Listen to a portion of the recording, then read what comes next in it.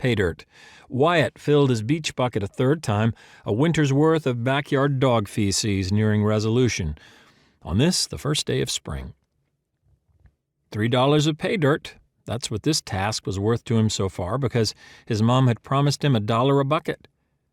The surface frost had gone, but the poop was still frozen in spots around the backyard grass that had started to green up.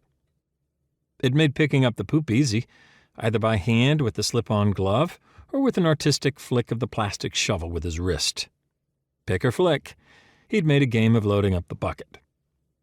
He'd avoided Little Pig's recent deposit, a sloppy mess he wanted nothing to do with, but he could avoid it no longer. He approached the pile. A call from their neighbor, whose property abutted theirs, side yard to side yard, distracted him, giving him a momentary reprieve. Their 20-acre parcels ended in the forested portion of a mountain along the same property line nearly surrounded by preserved state game land. The neighbor was tending his flower garden. "Good Saturday morning to you, young man, on this foggy spring equinox. The fog will burn off, and today will be excellent. Enjoy it, bud." "Hi, Uncle Jesse. I sure do hope so, sir." "Little Pig has been busy, I see. Stay the course, Wyatt, and remember to always mind your mom." "Yes, sir, I will, sir." Wyatt was responsible for picking up Little Pig's poo in the backyard only, not anywhere else on the property, even though the little terrier sometimes slipped through the fencing to sniff out rabbits on Uncle Jesse's land. Wyatt held his breath and leaned over, about to dig into Little Pig's great big slab o' poo.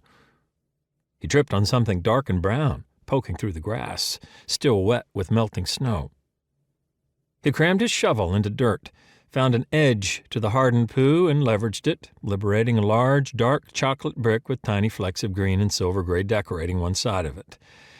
He raised it to his nose and sniffed. Not poop, just a rock that smelled musty. He turned it over in his hand to look at the other side.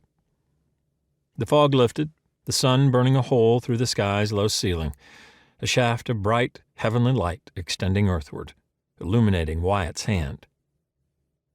On one side of the rock, the spritzes of green glinted in the sunlight. The other side was an iridescent, bluish green that ran the full length of the brick-shaped rock, concentrated nearly as tight as a coal vein. He skipped back to their house, his long hair framing his face, leaving the poop bucket behind. He cradled his find in his arms like a running back with a football. His mother would think this rock was beautiful.